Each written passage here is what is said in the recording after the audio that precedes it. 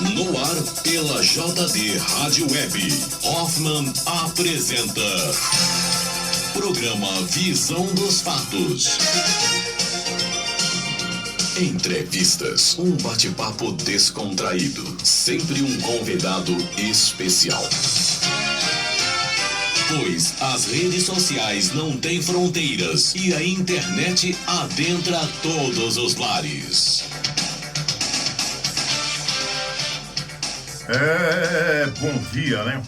Estamos começando mais um programa Visão dos Fatos nesta quinta-feira, né? Dia 25/2/2021, 8 horas e 10 minutos, né? Atrasou um pouquinho, muita chuva, né? Muita chuva aqui na nossa região, né? E aí, mas já estamos aqui começando através do canal TV JHJ Comunicação Social Rede Brasil e também pela Rádio Web, né? A JD Web via internet e pelas redes sociais. E aos nossos seguidores, os nossos ouvintes e o nosso público para toda a região metropolitana de Campinas, que compõe aí as 20 cidades com mais de 5 milhões de habitantes e todas as cidades aqui também circunvizinhas que estão aí nos vendo, nos assistindo e participando conosco. E hoje aqui nós temos aí um convidado que vai trazer grandes informações, principalmente aí, né, para a área da educação, né, que estamos vivendo aí momentos grandes aí de pandemia, os pais estão aí preocupados, né, com seus filhos, e os filhos também preocupados também com as escolas, e a coisa não está fácil. E hoje o meu convidado, ele é supervisor educacional da Prefeitura Municipal de Campinas, sede região metropolitana. E o meu convidado hoje é o professor Cleiton Peniche. Bom dia, Cleiton. Tudo bem contigo? Bom dia, Hoffman, meu amigo Hoffman. Obrigado pela oportunidade de estar aqui. Quero deixar também minha saudação a todos os ouvintes, os espectadores da JD Rádio Web e também da JHJ Comunicação Social Rede Brasil. Um prazer enorme estar aqui contigo em mais uma oportunidade. É gostoso, né? Da outra vez que você veio aqui, você deixou grandes informações. Os nossos ouvintes, o nosso público começou a perguntar, falou, ele conhece a coisa da educação aí, né? Sabe aí das chaves da educação, como que vai começar, como que está essa pandemia. Então eu me senti na obrigação de chamá-lo outra vez, trazer aqui, para trazer essas informações de grande valia aí para o nosso público. E aí, Cleiton, eu gostaria já de estar começando, Cleiton, perguntando para você como está o professor diante desse cenário de pandemia. A pandemia tem atacado aí, né? Tem. A pandemia tem gerado impactos em todos os segmentos, inclusive no segmento educacional. Curiosamente, nesta semana eu respondi uma publicação, aliás, um comentário feito em uma publicação de um dos canais de comunicação de Campinas, Sim. Onde uma pessoa acabou desdenhando do trabalho do professor. Desdenhando do trabalho do professor. Exatamente. O ex-prefeito de Campinas, Jonas Donizete, fez uma fala em uma entrevista dada ao G1, ao programa Em Ponto. Em Ponto, no G1, sei. Ele respondeu uma pergunta de um dos entrevistadores, dizendo que uma das pautas que seria levada ao ministro da Saúde, Eduardo Pazuello, seria a necessidade de vacinação dos professores, para que então nós pudéssemos trabalhar de forma mais efetiva com o retorno às atividades presenciais. E aí uma pessoa comentou, para que vacinar os professores se eles nem estão dando aula? Sei. Eu coloquei a minha resposta explicando exatamente o que o professor está passando nesse momento. Exatamente. O professor está trabalhando até mais do que a sua carga horária normal. Posso dizer isso. Mais do que a carga horária normal. Porque o professor está atendendo os alunos e suas famílias Sim. no período da manhã, Quando chega uma mensagem do aluno no período da tarde, o professor tem disposição também para atender e dar essa assistência. Chega a mensagem da família no período noturno dizendo que a criança não conseguiu realizar uma atividade enviada pela professora ou pelo professor durante o período da manhã e da tarde, e o professor se coloca à disposição para responder, para orientar. Ou seja, no período da manhã, no período da tarde, no período da noite, o professor está ligado o tempo inteiro, está trabalhando até mais do que a carga horária normal dele. Então, veja, e um outro detalhe, o professor precisou, num curto período, se apropriar de ferramentas tecnológicas para poder fazer esse acompanhamento. Sim. Uma formação adicional que não foi ofertada antes, uma vez que ninguém podia prever essa pandemia que surgiu e foi declarada pela Organização Mundial de Saúde no dia 11 de março de 2020. Ninguém poderia prever esse tipo de situação. Então, os professores, em boa parte dos municípios brasileiros, receberam algum tipo de formação sobre tecnologia durante o percurso de suas carreiras. Mas não de forma integral e para operar com as ferramentas que são exigidas no momento atual. Então, o professor hoje tem que lidar com ferramentas nunca utilizadas antes. Certo? Então ele tem que operar com ferramentas. Tem professor utilizando o programa OBS para dar aula, baixou o aplicativo no próprio celular, professor utilizando o próprio aparelho para poder ministrar as suas aulas, para poder enviar atividades, para poder acompanhar as famílias. Quer dizer, o professor tem que se apropriar de tudo isso, aprender a mexer com todas essas ferramentas, no instalar de dedos, para poder dar assistência aos seus alunos e às suas famílias. O professor está trabalhando além da sua carga horária normal e de repente vem um sujeito e diz, olha, o professor não precisa ser vacinado porque ele não está dando aula. Pelo amor de Deus, o professor está trabalhando mais do que o normal, o professor quer sim retomar as suas atividades presenciais, mas quer fazer isso com segurança. O que muitas pessoas não param para refletir é que a atividade profissional do educador, do professor, exige um contato direto com a pessoa. Não se trata da operação de uma máquina. Então, o profissional que opera na indústria, não desmerecendo, mas é fato que ele opera com um equipamento, certo? Exato. Ele opera com equipamento. O objeto de trabalho dele é um equipamento. Exato. O motorista opera um veículo. O trabalho do professor é diretamente com o ser humano. Aliás, não apenas um, mas 30 dentro de uma sala de aula. Sim. E falando e algumas classes também com 35, né? 35 é mais do que... Tem mais do normal. Exatamente, do que o limite máximo. Ou seja, para poder atender, para poder cumprir o papel do Estado de oferecer aquela vaga, o dever do Estado em oferecer a vaga. Então, tem salas que estão superlotadas. Agora, mas é possível atender com um percentual menor. Sim, é possível. O que eu estou querendo dizer aqui é o seguinte, é que um professor, uma professora que trabalha numa determinada turma, que seja com 10 alunos, ele vai precisar manter contato direto com esses 10. Sim. Principalmente falando da educação infantil. Você imagina os bebês, as crianças de 2, 3 anos de idade, precisam do contato do professor. O professor vai pegar no colo, o professor vai colocar no trocador, a professora vai levar para o banho, a criança chorou, a professora vai ter que abraçar, vai ter que interpretar aquele choro, o que é que está acontecendo, para poder fazer o contato com a família, se for o caso ou não, para levar a criança para ouvir uma música de ninar, de repente se acalmar um pouco mais. Mas a professora, a monitora, a agente de educação infantil, ela vai precisar desse contato direto com a criança. Então, o risco de contaminação de ambas as partes é muito grande. Então, as pessoas precisam parar para pensar na atividade do professor e aquilo que demanda a partir dela. A necessidade do contato físico frequente. E é por esse motivo, e tantos outros, inclusive as questões que a gente já colocou aqui, que é preciso pensar no retorno às atividades presenciais. Preciso pensar. Não estou dizendo que não é para fazer. Estou dizendo que é preciso refletir, porque a característica da profissão, as atribuições do professor são diferentes do que boa parte dos outros profissionais que já voltaram às atividades presenciais. É preciso ver isso com carinho. Então o professor hoje, ele se vê levado a trabalhar mais, a aprender num curto espaço de tempo coisas que a profissão não exigia diretamente antes, e ele se vê acuado, recebendo críticas da sociedade de muitas pessoas que não têm informação sobre as características do trabalho do professor. Então, ele fica acuado com todas essas críticas e com medo de um retorno onde vai haver, claro, uma acentuação no risco de contaminação. certo? O grau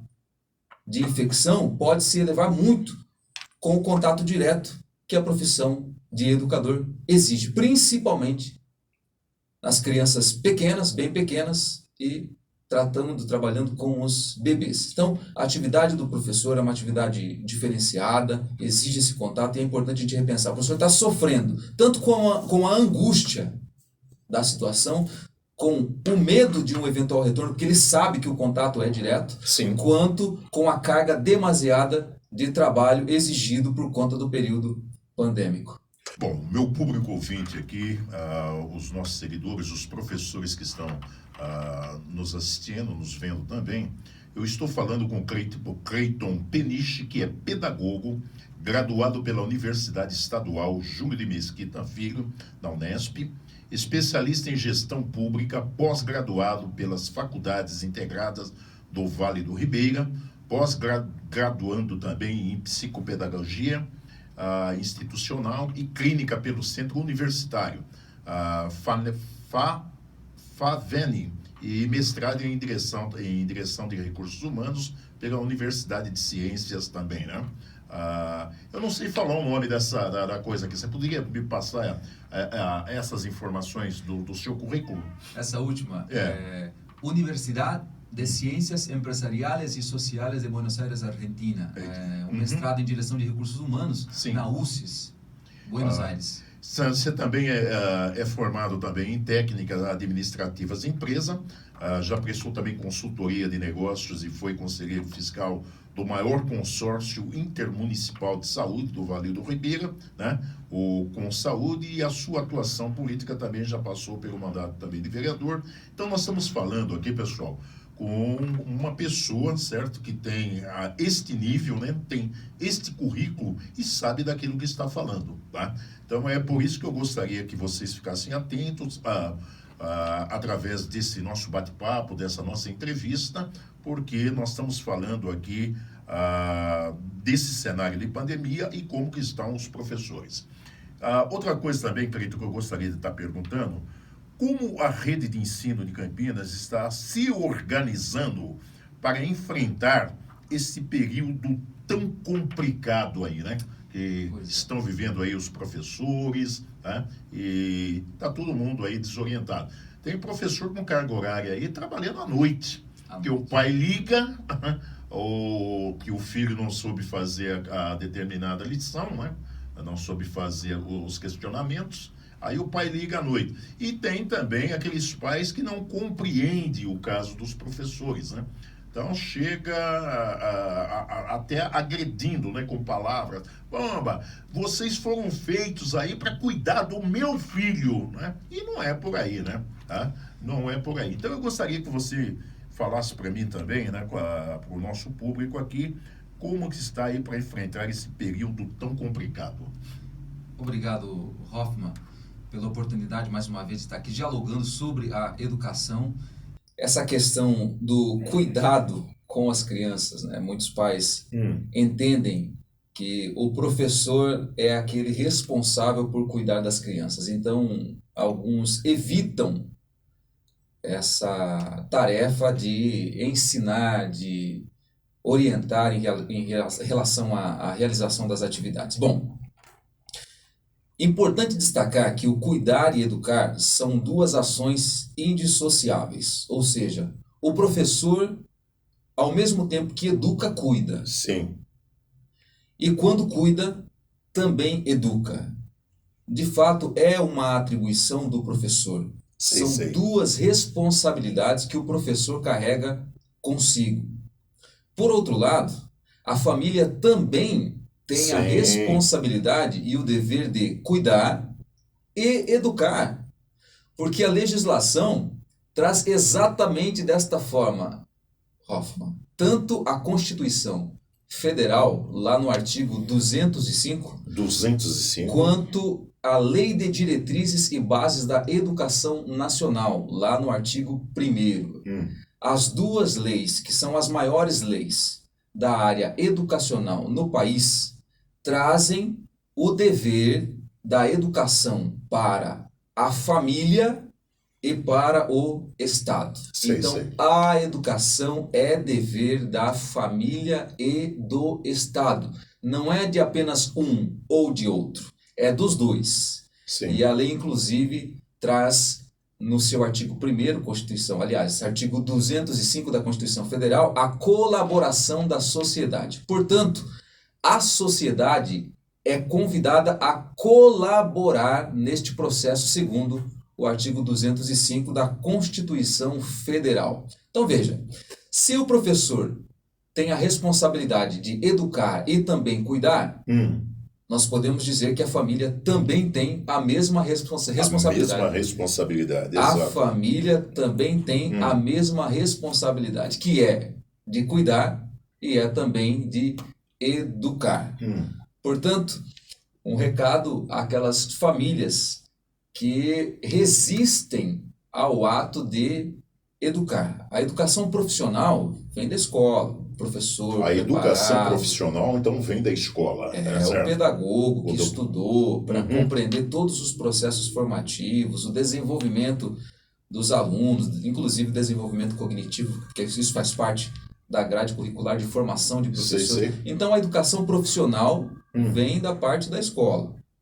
Mas educar também é uma responsabilidade, um dever das famílias. Das Portanto, famílias. é uma parceria. A Undime publicou um documento falando sobre isso no ano passado, Sei. certo? Sobre a corresponsabilidade da escola e da família. Corresponsabilidade da escola e da família. Exatamente. É isso que é interessante aí, né? Os nossos seguidores, os nossos ouvintes, estão presentes, né, nesse bate-papo e tem aí, né, os seus deveres também, né? Sim. Portanto, escola e família são corresponsáveis no processo educacional. Então, quando a família se coloca a orientar os alunos em relação à execução de uma determinada atividade ou tarefa, a família também está cumprindo o seu dever legal, ok? Silva, em 2011, também escreveu sobre isso. A importância da parceria entre escola e família. Escola e família. São duas instituições que precisam trabalhar em Sim. parceria na educação, Sei. precisam se comprometer com a educação das crianças. Agora, retomando aqui a sua pergunta, sua segunda pergunta, Hoffman, como está o município de Campinas? Importante destacar que Campinas é uma referência para a região metropolitana. É a região metropolitana e a cidade polo de todas das 20 cidades, né, que assistem em volta também dessa região metropolitana que é Campinas. Sim. Campinas tem cerca de 1.200.000 habitantes, uma rede de educação com quase 80.000 alunos. Portanto, é uma rede com muitos alunos, mais de 7.000 funcionários, mais de 250 equipamentos públicos Sim. que operam para que a educação possa funcionar e buscar a sua qualidade. Campinas é referência para qualquer outra cidade da região. 1 milhão e quanto, Cleiton? 1.200.000 habitantes. 1 milhão. Esse é o número aproximado da população de Campinas. E é uma rede, como disse aqui, uma rede com muitos alunos, com milhares de alunos. Portanto, é sempre um desafio muito grande trabalhar com a educação em um município com tamanha densidade demográfica. Sim. No ano passado, logo após... Importante retomar aqui alguns fatos marcantes do ano passado. Sim, isso é importante. No dia 11 de março de 2020, a Organização Mundial de Saúde, então, reconheceu a disseminação mundial do Covid-19. Então, ela declarou a existência da pandemia. 2 dias depois, no dia 13 de março, Sim. o Ministério da Saúde já elaborou um plano de contingência para enfrentamento do coronavírus. 6 dias depois, portanto, no dia 19 de março, o governador do estado de São Paulo editou um decreto decreto 64862/2020, que tratava sobre medidas temporárias e emergenciais contra o Covid-19. E o Conselho Estadual de Educação editou também uma deliberação de número 177/2020, que tratava sobre a reorganização dos calendários escolares. Portanto, para nós aqui no estado de São Paulo, o Conselho Estadual de Educação editou uma normativa que atribuía às secretarias municipais de educação a responsabilidade de efetivar ações mais concretas para cumprimento de um novo calendário, certo? Aí com medidas de enfrentamento ao Covid-19, e as escolas, ações no sentido de reformular os seus regimentos escolares e também as suas propostas pedagógicas, porque todas elas foram bagunçadas pela pandemia. Então a escola tinha feito uma previsão de trabalho para o ano 2020 e essa previsão foi impactada pela pandemia. Bom, exato. A deliberação 177 atribuiu às escolas, então, a autonomia e responsabilidade pela reorganização do seu regimento escolar, da sua proposta pedagógica, do seu plano pedagógico. E também no artigo 2º, previu que os professores poderiam utilizar diferentes recursos, inclusive tecnológicos, para cumprimento do programa de atividades escolares obrigatórias, certo? Cita lá, inclusive, alguns exemplos que os professores poderiam utilizar, que é o envio de estudos dirigidos, envio de atividades impressas aos alunos, avaliações encaminhadas às famílias, né? Seriam exames, testes que poderiam ser encaminhados às famílias pelos professores através dos meios remotos. Então, importante destacar que a deliberação 177/2020 do Conselho Estadual de Educação de São Paulo previu esse tipo de intervenção na área educacional. Agora, Campinas adotou uma forma muito peculiar de lidar com a situação lá no ano 2020, porque Campinas tem alguns princípios, a educação de Campinas tem alguns princípios que são muito valiosos, muito caros para a rede municipal. Portanto, foi adotado no ano passado um sistema de atividades mitigadoras. Exatamente. O que é isso, Cleiton? Seria o seguinte: os professores, as equipes gestoras das unidades escolares deveriam manter vínculos com os alunos e com as famílias por meios remotos, manter vínculos sem enviar atividades que dessem sequência ao currículo desenhado para cada turma. Então, a ideia não era enviar atividades escolares dando sequência àquilo que era trabalhado no presencial. O que era trabalhado no presencial é uma coisa. E essas outras atividades, outra coisa. Uma outra característica. Outra característica. Que é a característica de mitigação, ou seja, tentar diminuir os impactos negativos da suspensão das aulas. Certo? Porque a suspensão das aulas provocou e ainda provoca um impacto extremamente negativo na aprendizagem dos alunos e também em outras áreas, como, por exemplo, a socialização dos alunos que ocorria na escola. Enfim, as escolas, então, precisariam, a partir daquele momento, manter vínculos com os alunos para tentar diminuir os impactos negativos causados pela pandemia.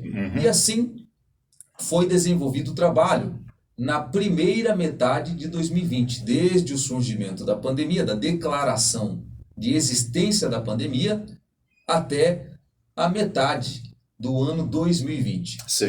Neste momento, por conta da quarentena que se renovava a todo tempo, uma quarentena da ideia de 40 dias. Né?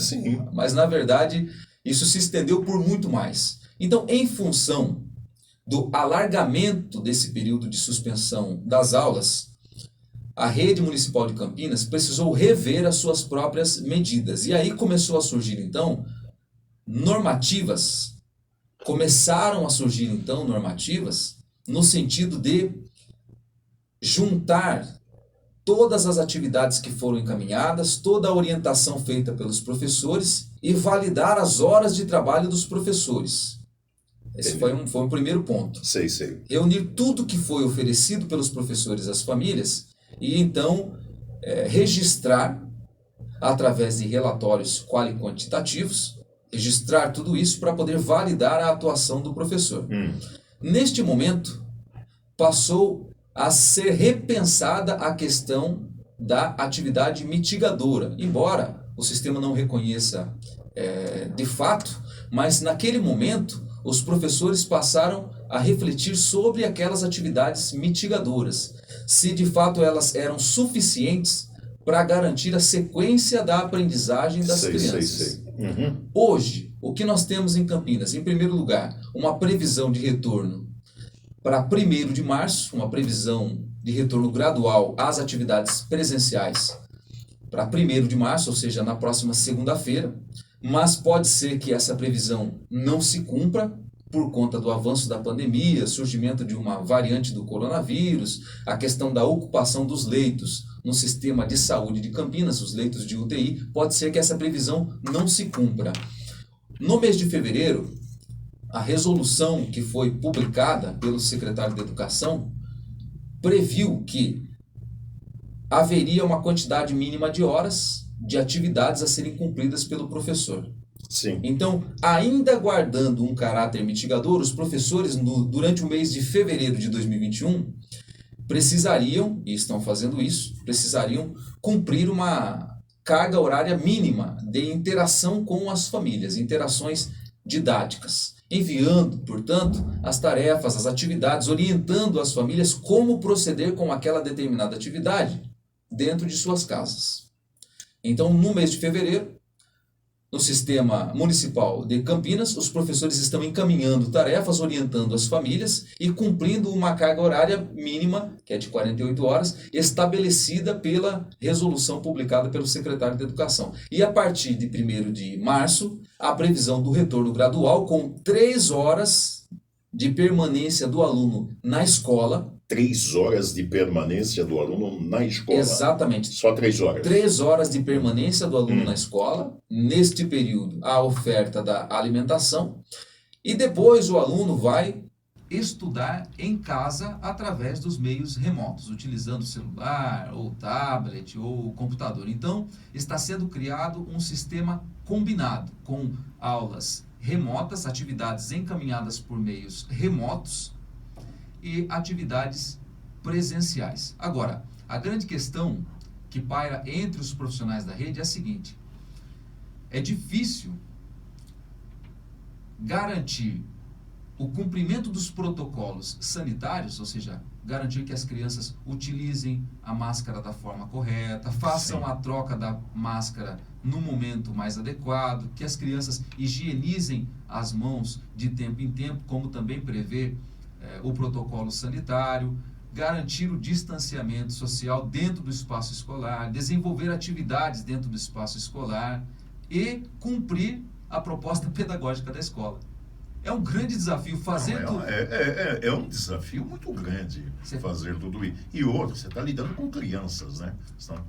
Nós estamos falando de crianças de 3 anos de idade. Lá no caso de Campinas, apenas o AG3, o agrupamento 3, seria a pré-escola. Apenas a pré-escola vai retomar as atividades presenciais a partir de 1º de março até segunda ordem. Portanto, seriam as crianças de 3, 4 anos. Agora, você imagina, só pré-escola. Agora, você imagina uma criança de 3 anos de idade com uma máscara e com um amiguinho perto.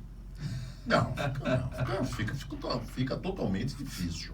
Então o professor vai ter que ficar o tempo inteiro chamando a atenção do aluno: olha, não esquece que você precisa manter o distanciamento, olha, você está muito próximo ao coleguinha, isso é importante. Ele vai ter que dialogar com o aluno sobre a importância deste protocolo, claro. Olha, não fica colocando a mão na máscara do amiguinho que veio com desenhinho de Homem-Aranha, que veio com desenhinho de Homem de Ferro, que veio com desenhinho da Superpoderosa.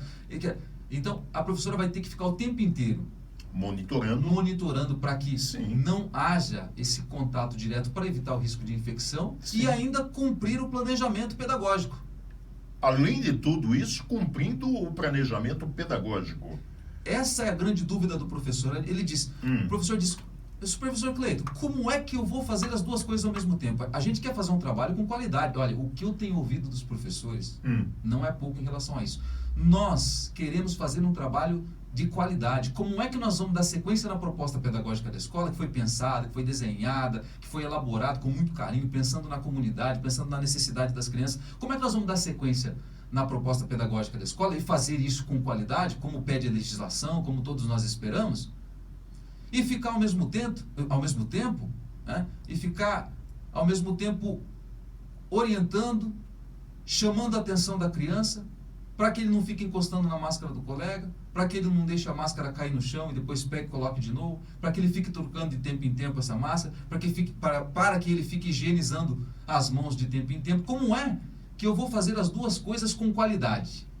Essa é a grande interrogação que paira na cabeça do professor. Que pergunta para o supervisor, que no caso o supervisor é você, certo? Sim. Pergunta isso e qual a resposta aí, Cleiton, que você pode dar para a pessoa, né? Certo. Que o senhor é um supervisor educacional, né?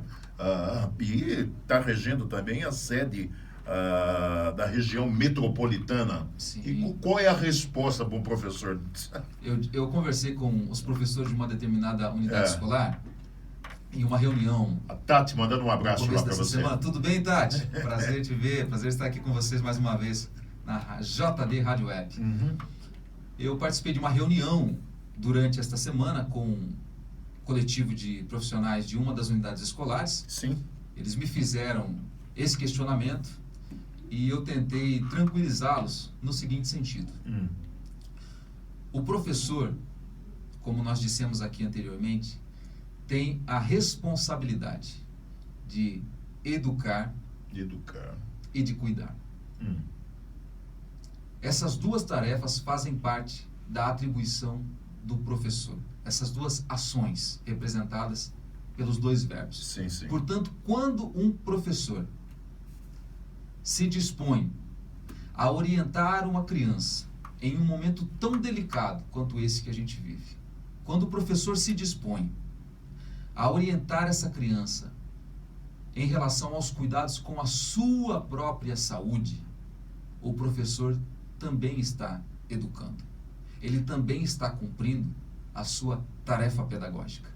Então, o receio dos professores é ficar cuidando dos protocolos sanitários e não cumprir a programação prevista no currículo. Sim. No plano de aula, no plano de trabalho, essa é a preocupação do professor. Mas quando ele trabalha com a orientação em relação à saúde da criança, ele também está cumprindo a sua tarefa de educar. Então, ao falar do uso da máscara, do uso adequado da máscara, ao fazer uma abordagem com o aluno, do porquê ele precisa utilizar a máscara daquela forma, a orientar o aluno a manter o distanciamento e explicar o contexto global que a gente vive, ele também está trabalhando conhecimento, ele está trabalhando história, ele está trabalhando atualidade e está trabalhando com saúde, que é um dos eixos transversais que a gente utiliza na educação. Cuidados com a saúde podem ser compreendidos como um eixo transversal. Quando não, aula de ciências e biologia. Sim. Saúde está dentro das ciências. Está dentro da biologia. Então, quando um professor se presta a oferecer esse tipo de orientação aos pequenos, às crianças, aos alunos, ele não deixa de cumprir a sua tarefa de professor. E ele vai fazer isso da melhor forma, ou seja, pesquisando, investigando, contando uma história, fazendo uma socialização, incentivando o aluno, impelindo o aluno a fazer uma investigação mais apurada sobre aquilo. Então, uma criança do ensino fundamental, por exemplo, vamos pesquisar um pouco mais sobre a pandemia. Vamos verificar o histórico da pandemia. Vamos investigar se em outro momento da história a gente viveu situação semelhante. E aí vai surgir H1N1 e tantas outras pestes, pragas e pandemias que nós já tivemos em nossa história, a história da civilização. Então, é sim possível o professor fazer uma abordagem mais contextualizada, e aí diferente do seio familiar, porque nem todas as famílias têm condições de orientar a criança neste sentido. Então, o professor vai fazer uma abordagem histórica sobre a pandemia. O professor vai combinar com os alunos, então, vai estabelecer protocolos, e aí também entra na questão da disciplina, da organização de rotina, que também precisa ser ensinada às crianças. Ele vai falar da saúde, ele vai trabalhar a questão do distanciamento. O que é 1,5 metro? 1,5, ele vai trabalhar a distância, também entra aí a questão da matemática. Ele vai trabalhar a questão da organização dos espaços na escola. Sim. Como está a organização da sala de aula hoje? Olha só, as carteiras estão mais distantes, as caminhas estão mais distantes. Então, houve uma reformulação do espaço. Entra também a questão da geografia, que é a reformulação do espaço. A organização do tempo na escola. Isso aí tudo pode ser trabalhado com as crianças. Como está o tempo na escola hoje? Como foi organizado o tempo na escola hoje? É diferente do ano passado? É diferente. É diferente do período antes da pandemia? Sim, é diferente. Vamos estabelecer um comparativo? Então, o professor vai trabalhar com esse comparativo, com os alunos. E aí o aluno vai entender um pouco mais essa questão da distribuição dos tempos, dos espaços. A capacidade do homem alterar, modificar o espaço, conforme a sua necessidade. Isso está dentro de geografia também. Sim. Certo? Então o professor vai trabalhar geografia, vai trabalhar a questão da língua portuguesa, quando estudar um texto relacionado à pandemia. O professor vai trabalhar com a questão da saúde, com o eixo transversal, quando ele estiver orientando a criança em relação à saúde. Ele vai trabalhar... É possível que o professor faça toda essa atividade de orientação em relação aos protocolos sanitários, e é possível que ele contextualize, sim, trabalhando com diferentes disciplinas, com diferentes componentes curriculares, tá ok? Tati, pode perguntar. Ela quer fazer uma pergunta também para você. Então... Bom dia, tudo Bom bem? dia, Tati, um prazer. Tô gostando do que você está falando, concordo com tudo, mas tem a questão, eu como mãe e vó, tenho um neto de 4 anos, aconselhei minha nora não mandar para a escolinha. Por quê? Por tudo isso que você fala... Fala um pouquinho mais alto, que acho que não está... por tudo isso que você comenta, do distanciamento, todos esses cuidados da saúde, a família precisa ser um conjunto, porque eu creio que isso daí vai vir anos e anos. A gente vai ter que se adaptar com essa questão do cuidar e da saúde. Os professores hoje em dia, eu vejo como eles estão inseguros porque não tem apoio da família. A família hoje, meu filho, tá tudo bem, todo mundo está passando pelo estresse psicológico com isso. Já vai mais um ano, né? A gente já está entrando em março. Eu creio que esse ano vai ser essa tribulação de novo. Porque tem casos de... Eu vejo adulto não se cuidando, não prevenindo. Você acha que o pai não se previne, a criança vai? É uma educação em conjunto. Educar, ensinar, concordo, mas tem que ser em família. A família mesmo distancia da escola. A escola está virando... eu vou deixar... Eu já ouvi mães, eu trabalho com o público, eu já vi mães falar, eu preciso descansar, manda o filho para a escola. Aonde está acontecendo a contaminação? Porque a criança é orientada por cima. Porque a criança é assim, é uma sementinha. Você tem que todo dia fazer a mesma regra. O meu neto vai trabalhar comigo e fala, vó, eu quero a máscara. Tem vírus, eu vou morrer. Não é você assustar a criança, mas sim você ter a consciência que isso vai fazer... Isso vai ser pro resto da vida, gente. Esse cuidado de saúde é o resto da vida. Eu estou fazendo enfermagem, então eu estou vendo isso daí, que vírus tem em todos os lugares. As pessoas não se cuidam. Então, esse vírus é do próprio homem, gente. É o corpo pedindo socorro, cuidados. E a gente não tem isso. Então, em todas as profissões, a gente tem que respeitar o espaço do outro. E sendo que não está sendo feito isso. A gente passa, a gente vê muitas notícias explicando a situação que está acontecendo, mas as pessoas não estão acordando, porque eu vejo pessoas que falam que não vai tomar vacina. As pessoas que falam que não existe essa doença, não sei se você já ouviu também. Eu tomei a vacina, estou louca para tomar a segunda. E que vem a vacina, vamos tomando, gente, porque Deus deu a inteligência para o homem. Então vamos apoiar e seguir, vamos vacinar, vamos se cuidar e prevenir. Porque a vacina, não é que nem lembra da gripe, que foi isso também? Teve a vacina, as pessoas ficou com medo, falavam que era até chip, né? É verdade. Nessa vacina também. Só que assim, a vacina é só um meio para você pegar mais... fraco e se cuidar. Não, tem pessoas que tomou a vacina e pegou, por quê? Não tomou cuidado. É verdade. Né? Então a gente tem que dentro de casa, já sair dentro de casa com a informação e passar para o pessoa. Isso é respeito, isso é amar o próximo. Muito interessante. Obrigada, Muito interessante isso daí, Tati. Obrigado aí pela trazer essa informação para o nosso entrevistado, né, que está aqui hoje conosco, né, trazendo essas ricas informações. E agradeço você também por passar isso aí para o nosso supervisor educacional da Prefeitura Municipal de Campinas e da sede da região metropolitana, que é o Cleiton Peniche. E aí, Cleiton, aí você ouviu aí o nosso ouvinte, né, falando também a respeito aí desses assuntos que nós estamos tratando.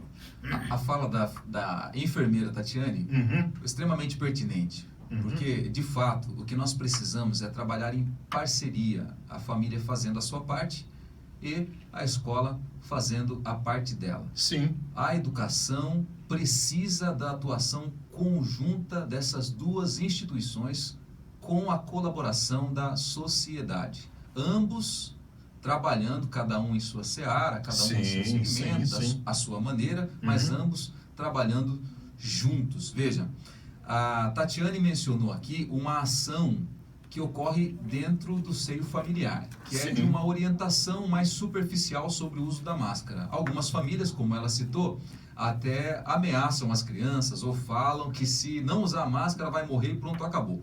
O papel da escola difere exatamente neste sentido, porque o professor, ele não pode se limitar a simplesmente dizer que se a criança não usar a máscara vai morrer.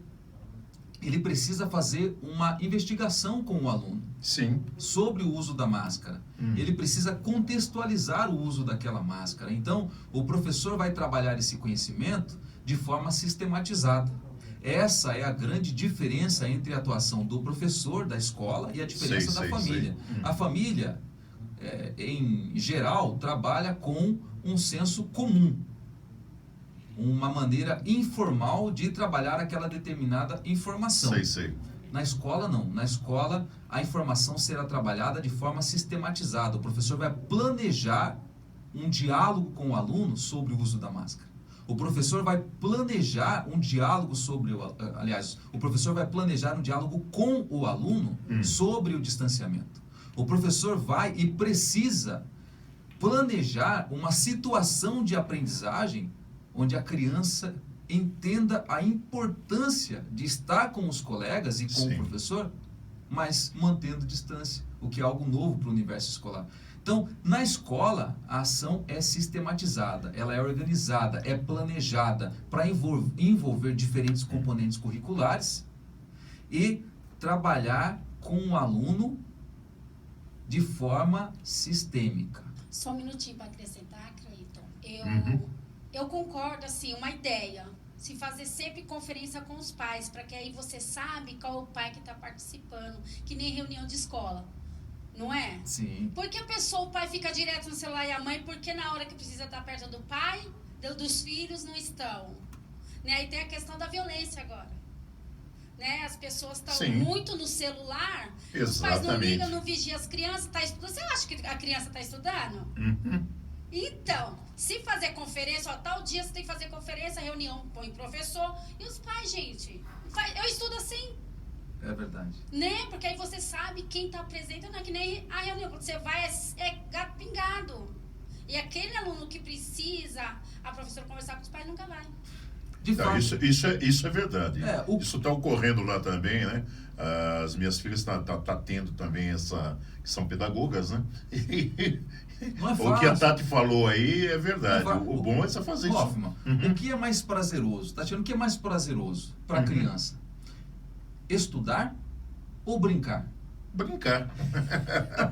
É brincar. Então, se o pai deixar o celular, se a mãe deixar o celular, ou o familiar que cuida dessa criança, que é responsável por ela, deixar o celular na mão dela com uma determinada atividade, ele vai passar o dedinho e vai continuar assistindo o vídeo que ele gosta. É mais prazeroso. Por isso que a família precisa, de fato, sentar com a criança, se integrar, orientar, acompanhar a realização daquela... É fácil? Não é fácil.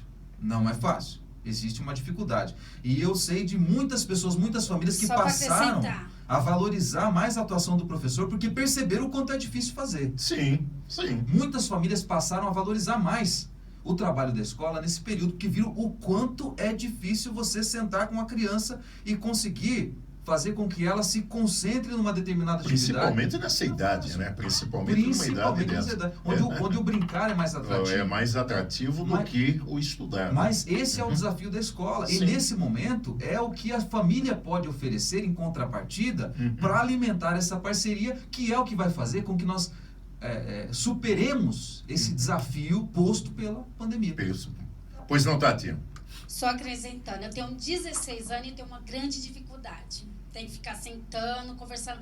Não é só pequenininho, não. Grande também dá trabalho. Olha aí. 16 anos me dá um trabalho danado, de ficar no pé para poder estudar. Olha aí, filha da Tatiane, um recado para você aí, viu? Um recado para você. Tá dando trabalho para sua mãe, hein? Exatamente. Você tá dando trabalho. Agora, se um adolescente de 14, 15, 16 anos tem dificuldade para se concentrar, precisa da família para, de certa forma, exigir, cobrar a realização de uma determinada tarefa. Imagina uma criança de 5, 6, 7, 8 anos. Meu Deus do céu. Que não é fácil. É fácil. As famílias estão vivendo isso. Alguns familiares estão se empenhando um pouco mais, estão estabelecendo uma rotina que é a melhor forma, do meu ponto de vista, de lidar com essa situação. Sim. Fica aqui mais uma dica. É estabelecer uma rotina diária com o aluno, com o filho, com a filha. Estabelecer uma rotina. Falar, olha, todos os dias, das 13 às 15, você vai se concentrar nos estudos. Então, você procura brincar antes ou brinca depois, assiste seus vídeos antes, assiste os vídeos depois. Agora, das 13 às 15, você vai fazer a tarefa. Ah, mas eu estou trabalhando. Então, combina um outro horário. Você começa a trabalhar às 10, combina com a criança ou adolescente das 7 às 9. E aí, senta com ele, com ela, para poder estudar.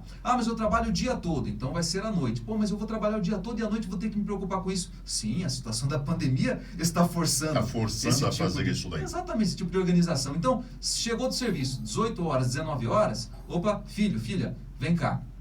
Agora é a hora de estudar, porque todos os dias, das 20 às 22 horas, nós vamos sentar aqui para cumprir essa tarefa juntos. Eu vou acompanhar a realização da atividade. Então, se você combina uma rotina com a criança ou com o adolescente, fica mais fácil cumprir. Não é essa coisa de, você já foi estudar? Não, tem que estudar, hein? Mas não tem nada combinado. Não tem nada Aí combinado. fica mais difícil. Tem que combinar um horário específico. As famílias precisam fazer isso para facilitar um pouco esse processo de realização de atividade domiciliar, que a gente sabe que não é fácil, mas se for por outro caminho vai ficar mais complicado ainda.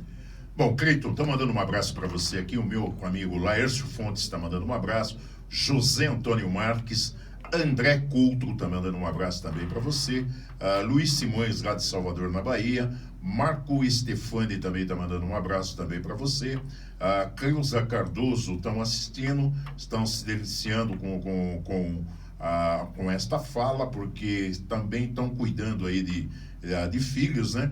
E precisava de uma orientação dessa daí. Aí, fora isso daqui, tem mais pessoas. A Tatiane Lopes, que acabou de falar também. A Dravin também está mandando um abraço. Manuel Gomes está mandando um abraço. Gabriel Lopes também está mandando um abraço. Fabrício Weber também está mandando. Meu Deus, Rogério Mion também está falando. Silvio Couto também está falando contigo também. Ângela Maria. Aí vai o Wilson Simonal, até o Wilson Simonal, tá aqui, ó. Gustavo Emerim também, Alves também tá mandando um abraço. O vereador Enoque, lá de Hortolândia, também mandando um abraço. Daniela Carvalho mandando um abraço. Célia Lopes também mandando. E aí vai um monte de gente aí, né? Que está mandando um abraço aí para você também e está acompanhando também a nossa programação, tá? Minha saudação, gratidão, um abraço também a todos vocês. É legal isso daí. Outra coisa para nós tá passando no nosso horário. Você acredita que é possível o retorno seguro agora das atividades presenciais? Ou? Como que você vê isso daí? Hoffman, de fato, nós teremos que cuidar desse retorno às atividades presenciais. Seja agora ou seja depois, ele precisa acontecer. Em algum momento, esse retorno presencial vai precisar ocorrer. Em todos os sistemas municipais dos mais de 6 mil municípios do Brasil. Então, não tem muito como fugir desse retorno. Não tem como fugir disso daí. Porém, falando de Campinas e região, eu vejo que neste momento seria prematuro um retorno. Um retorno. Prematuro, seria um prematuro. retorno. Outra coisa também, para você nos orientar. O que seria o ensino híbrido? Ensino híbrido. Hoffman, o ensino híbrido é um tipo de ensino que surgiu nos Estados Unidos na década de 60, em 1960, e foi aplicado lá por vários anos, até a década de 90. Esse tipo de ensino, ele se mostrou de forma tímida, porque os equipamentos de tecnologia, os computadores eram caríssimos. Sim. Portanto, não era tão simples assim você desenvolver um tipo de ensino que fizesse uso dos recursos tecnológicos. Depois da década de 90, passou a haver uma universalização do acesso à internet. Então, o acesso à internet começou a ser um pouco mais facilitado. Houve também a invenção do CD-ROM. Enfim, tudo isso contribuiu para que o ensino híbrido pudesse ser aplicado em diferentes países do mundo. No caso do Brasil, o ensino híbrido sempre existiu. Porém, sempre existiu. Porém, no ensino superior. No caso do ensino fundamental, educação infantil e ensino médio, isso é de fato uma novidade. Uma novidade agora no momento. A aplicação do ensino híbrido, de maneira mais intensa, é uma novidade forçada pela pandemia. No livro The Handbook of Blended Learning, dos autores Charles Graham e também Curtis J. Bonk. Esses dois autores tratam o ensino híbrido como uma combinação entre a instrução tradicional, face a face, aquela onde o professor está dialogando diretamente com o aluno, presencialmente, certo? E a instrução assistida por computadores. Tá? Esse livro ele é um sucesso nos Estados Unidos e é um dos principais documentos que nós temos que tratam do ensino híbrido, visto que o berço do ensino híbrido é nos Estados Unidos. Agora, tem dois outros autores extremamente importantes nessa área, que é o Michael Horn e também o Heather Stacker. Eles dizem que o ensino híbrido é uma conexão entre as duas modalidades, certo?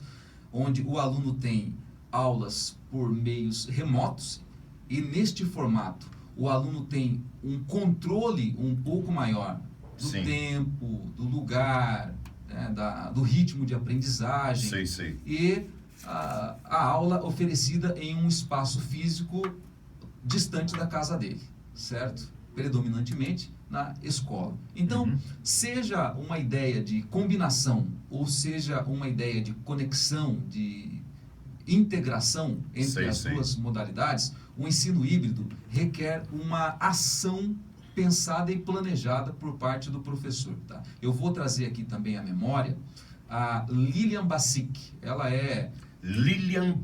Sim, ela é coordenadora do curso online de ensino híbrido do Instituto Península. E ela defende que o ensino híbrido é uma mistura metodológica, onde o professor tem um impacto na sua atividade de ensinar e o aluno tem um impacto na sua ação de aprender. Portanto, ela trata o ensino híbrido como uma mistura metodológica. Agora, o mais importante na fala de Lilian Bassic é o seguinte, é que o ensino híbrido requer uma reformulação da proposta pedagógica. Então, para resumir, Hoffman e espectadores, ensino híbrido não é simplesmente você entregar um tablet na mão da pessoa, celular na mão do aluno, do estudante, um computador na mão do estudante e dizer, olha, agora você vai passar a receber minhas atividades ou as atividades que eu preparei por meios remotos. Não é simplesmente isso. Ensino híbrido requer uma reformulação do regimento escolar, da proposta pedagógica, do plano de trabalho do professor. Então, é uma ação que precisa ser pensada. Porque a ação do aluno será diferente no seu ato de aprender. E a ação do professor será diferente no ato de ensinar. É preciso pensar em todas as possibilidades do aluno e de que forma o professor vai gerar essa interação. E aí, num segundo momento, a gente pode voltar a dialogar sobre os formatos de ensino híbrido. Eu gostaria que você existentes. trouxesse para mim, Cleito, nós vamos marcar breve aí agora, principalmente, vou te usar aqui para toda a região aqui, para você trazer essas informações, certo? Que tem um monte de gente aqui. Doutor Alessandro Pimentel, certo? Que é um jurista, tá? É o presidente da OAB também ali de Nova Odessa, tá? Marcos Stefani, Creuza Cardoso, que estão te assistindo. Então tem uma série de perguntas aqui e o nosso tempo não é hábil também para informar. Hoffman, dentro do ensino híbrido, nós temos algumas formas, alguns formatos. Sim. Existe a rotação por estações, existe o chamado Laboration, que é o laboratório rotacional. Existe também a sala de aula invertida. Então, são formatos de ensino híbrido que os professores estão precisando estudar, conhecer e se aprofundar para conseguir trabalhar com o mínimo de qualidade durante esse processo, seja de suspensão integral das aulas, sim, ou seja, de um retorno gradual. Ou seja, ainda que haja um retorno presencial, ele não ocupará 100% da carga horária do aluno e do professor com atividades presenciais. Uma parte será presencial e outra parte remota. Portanto, seja com o retorno presencial, ou seja, diante de um cenário de suspensão de aulas, que é o que a gente vive hoje, o professor precisa se aprofundar e se apropriar dos formatos de ensino híbrido existentes, sejam os praticados nos Estados Unidos desde a década de 60, ou seja, os praticados aqui mesmo no Brasil, no ensino superior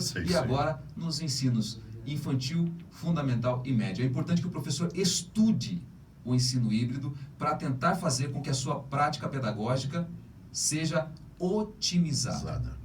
Bom, que pena, Cleiton. Nós estamos chegando aqui ao término desse bate-papo, dessa entrevista.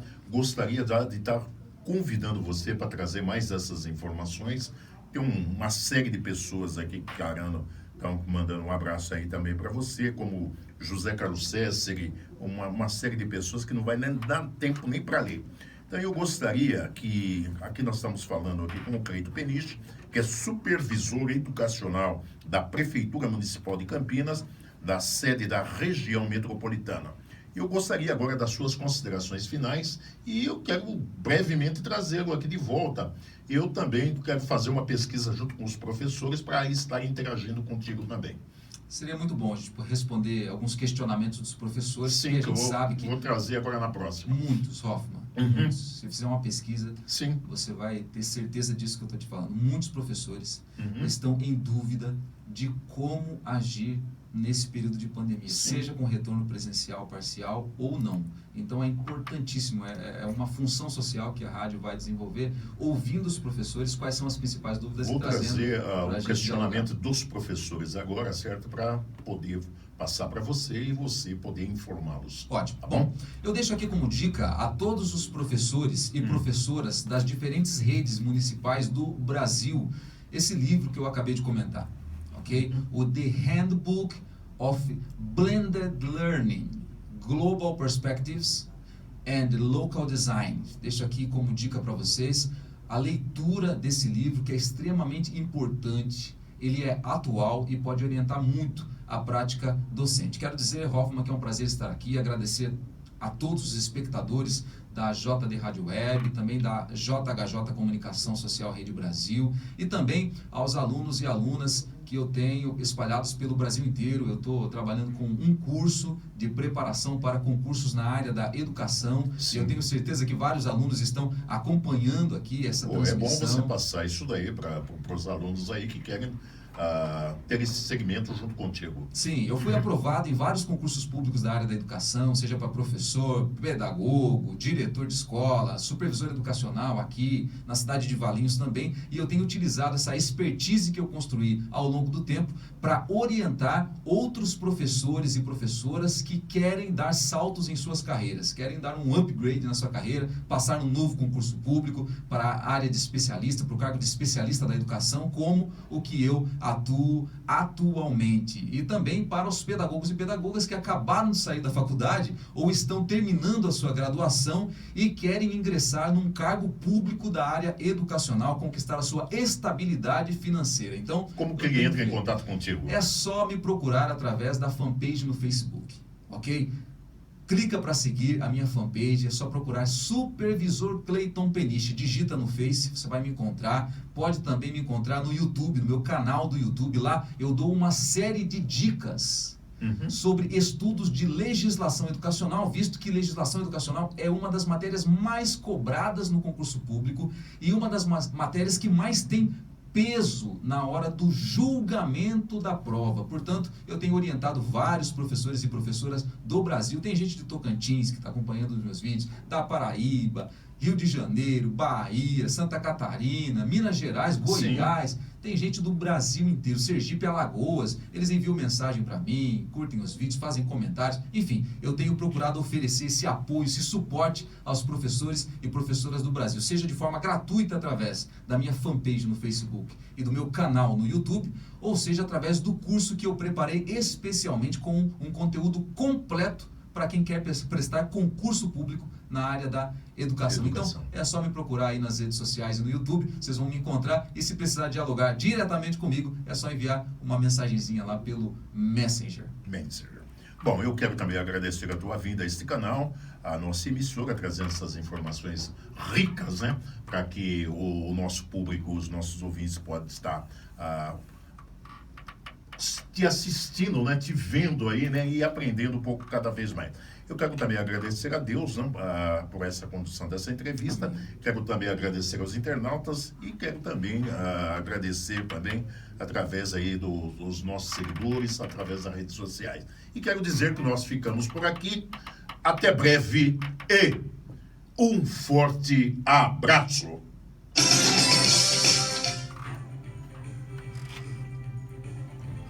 Tá funcionando lá?